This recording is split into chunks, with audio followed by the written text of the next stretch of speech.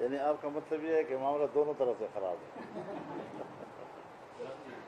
حکومت کو سپورٹ کرنے والے بھی ڈاواڈول ہیں اور اس کو اپوز کرنے والے بھی ڈاواڈول نظر آ رہے ہیں.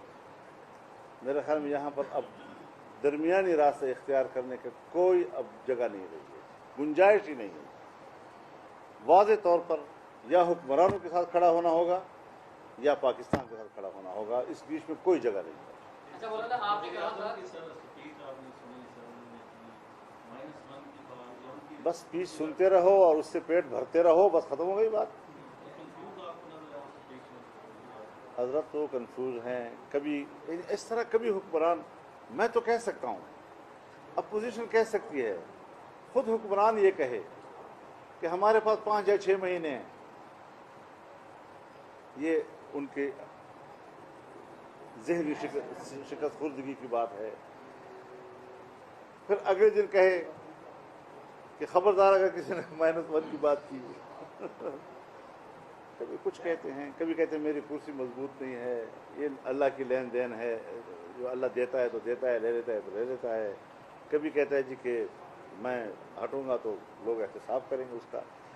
تو اس طرح حکومتیں نہیں چلتی تھیں. یہ ان کے اپنے اضطراب اور اپنے تذبذب کی علامت ہے, اس سے زیادہ کچھ نہیں. مولانا آپ نے کہا تھا دھرنے کے دنوں میں آپ جو لوگ معاہدہ جو وعدے کیے گئے تھے آپ کے ساتھ وہ پورے نہیں ہوئے. کیا یہ آپ نے کہا تھا آپ وہی صحافی تو نہیں جس نے وہاں سوال کیا تھا.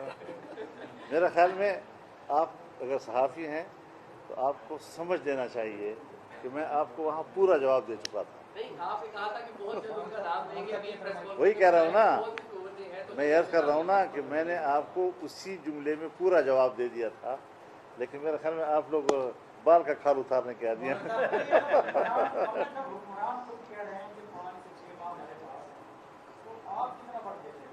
جی دیکھیے, بنیادی چیز یہ ہے کہ تحریکیں سب اشتراک کے ساتھ چلائی جاتی ہیں تو وہ کامیاب رہتی ہے.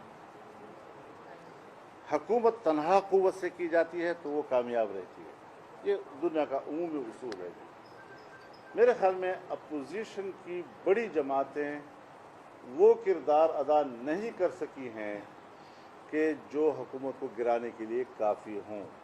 صرف الفاظ کی حد تک, پارلیمنٹ میں تقریر کی حد تک, ایک پریس کانفرنس کی حد تک. لیکن آپ دیکھیں گے کہ پرائم منسٹر کا الیکشن ہوا تو بڑی پارٹیاں تقسیم, پریزیڈنشل الیکشن ہوا تو بڑی پارٹیاں تقسیم, سینٹ چیئرمین کے خلاف عدم اعتماد آیا تو ان کے ممبران گئے, آخر وقت تک ہمیں پتہ نہیں چل رہا تھا. ایکسٹینشن کا مسئلہ آیا قانون سازی کا تو ان کا کردار آپ نے دیکھا. یہ کمزور کردار ہمیشہ حکمرانوں کو تقویت دیتا ہے, اور ظاہر ہے کہ اب پارلیمنٹ میں تو بڑی طاقت وہ ہے.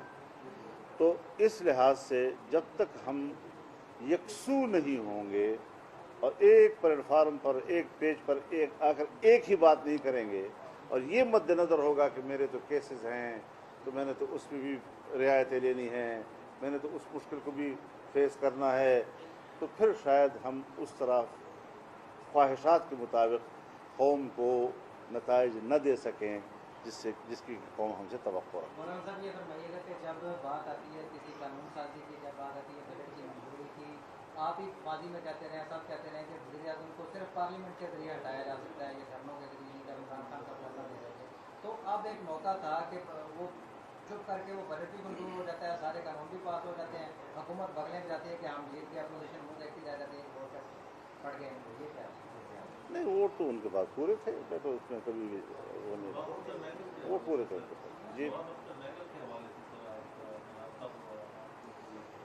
بہرحال مینگل صاحب نے چھوڑ دیا ان کو, اور میری معلومات یا جہاں تک میرے ساتھ ان کی بات چیت ہوئی ہے وہ اپنے موقف میں مضبوط نظر آ رہے ہیں. اور اب ہے مسئلہ دوسری جماعتوں کا. قاف لیگ ہر مسئلے پر اختلاف کا اظہار تو کرتی ہے لیکن اس طرف بڑھ نہیں رہی. ایم کیو ایم اختلاف رائے کا اظہار کرتی ہے لیکن اس طرف بڑھ نہیں رہی. جی ڈی اے والے اختلاف رائے کی بات کرتے ہیں لیکن آگے بڑھ نہیں رہے ہیں.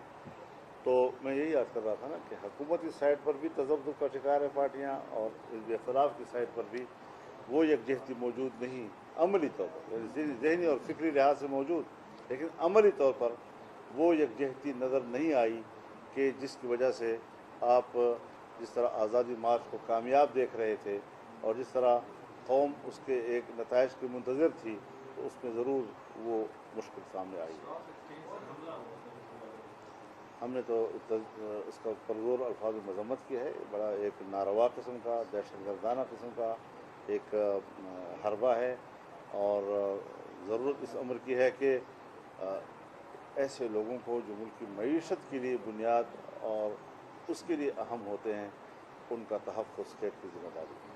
सर हुकूमत को गिराने के लिए माजी एक के अंदर या स्टेट के अंदर आप कोई ना कोई लॉन्ग मार्च का इरादा रखते हैं, मजीद सारी अपोजिशन पार्टियों के साथ मिला के अगर हमारे से न पूछें ये बात, हम हर वक्त तैयार हैं। उनसे किसी को पूछ लेते जी।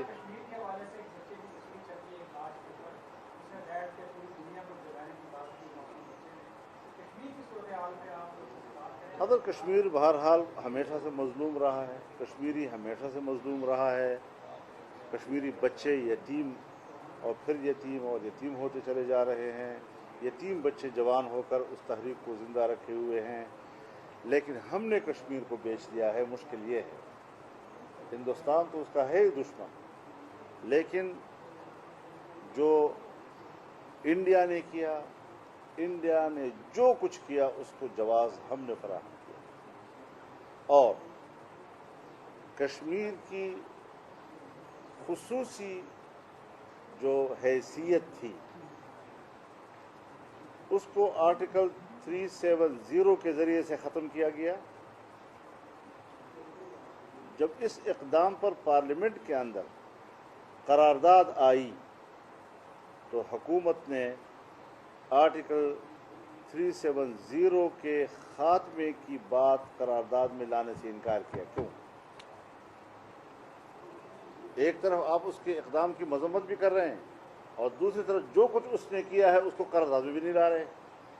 यहाँ से दोगली पॉलिसी का अंदाज़ा लगता है कि हम कश्मीरियों के साथ कर क्या रहे हैं। लिहाजा कश्मीरियों के साथ हिंदुस्तान जुल्म कर रहा है और हम मुनाफ़िक़त कर रहे हैं।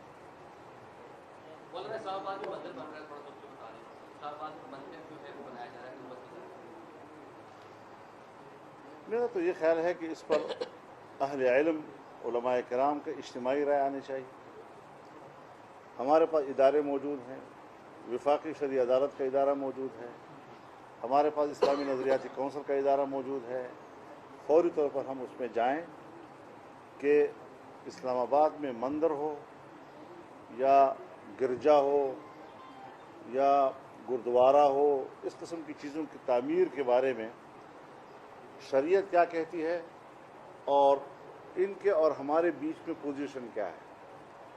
तो इस पूरी चीज़ को वाज़ह करने के बाद फिर ये राय कायम होनी चाहिए। बात चीज़ें होती हैं जज्बाती, हम अक़लियतों के ख़िलाफ़ जज्बाती बिल्कुल भी नहीं है, नंबर एक। नंबर दो ये कि अगर कोई ऐसी चीज़ होती है तो एक इस्लामी मुमलकत में जहाँ कहा गया है कि कोई फ़ैसले कानून जो है वो कुरान सुन्नत के ख़िलाफ़ नहीं होंगे, उसका तकाज़ा है कि हम उन इदारों की तरफ रुजू कर लें कि जो इस हवाले से पूरी कौम की रहनुमाई कर सकते हैं।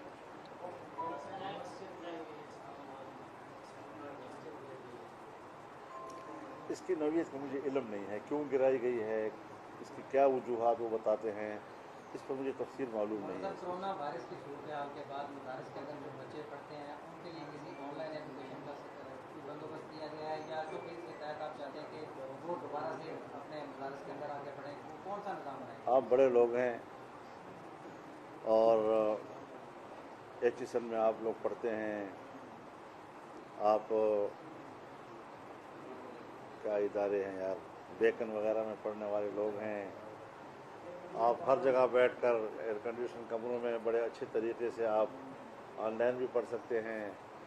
मदरसे का गरीब तालिब इल्म, गरीब बच्चा, देहात में रहने वाला, उसमें कितने लड़के होंगे जो ऑनलाइन को अफोर्ड कर सकेंगे या ये मौक़े उनको हासिल होंगे।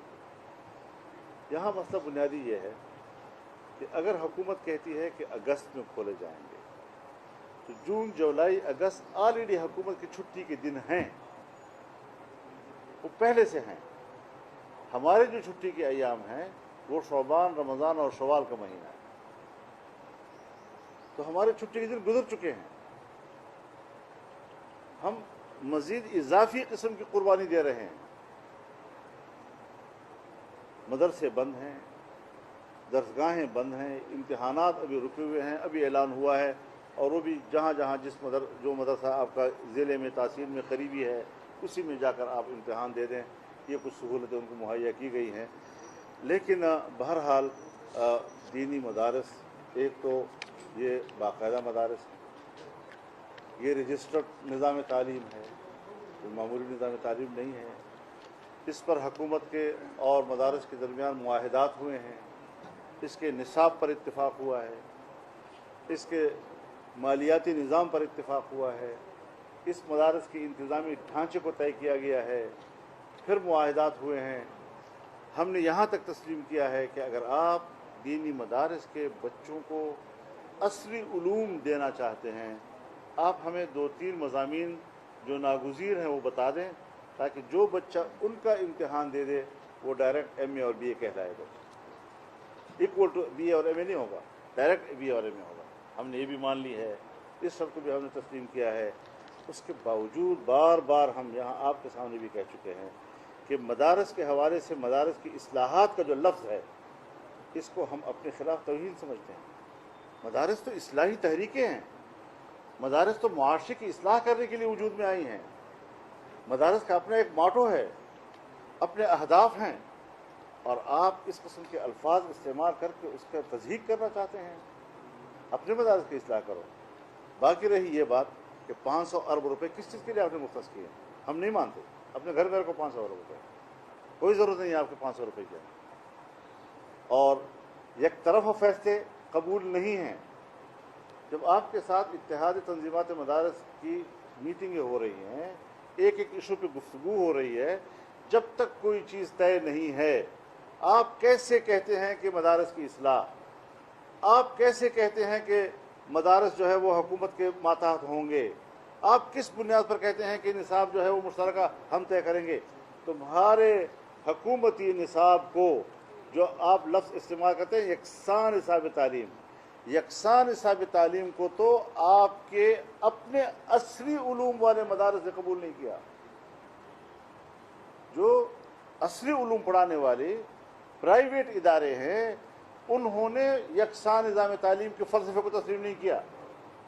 मुझसे कैसे आप जबरी बनवा सकते हैं ये बातें? लिहाजा ये सारी बातें एक तरफ़ा है, एक तरफ़ा कोई बात काबिल कबूल नहीं है। हम अपनी तालीम, अपने इख्तियार, अपने मनहज और अपने सवाबदीन के साथ पढ़ाएंगे और किसी किस्म की मुदाखलत हम कबूल नहीं करेंगे। 10 ज़िलहज को। जय मान अल्लाह, खुदा हाफ़िज़। खुदा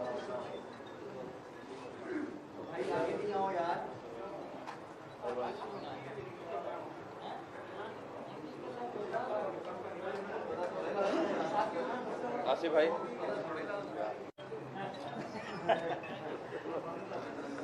जय मान अल्लाह, खुदा हाफ़िज़। खुदा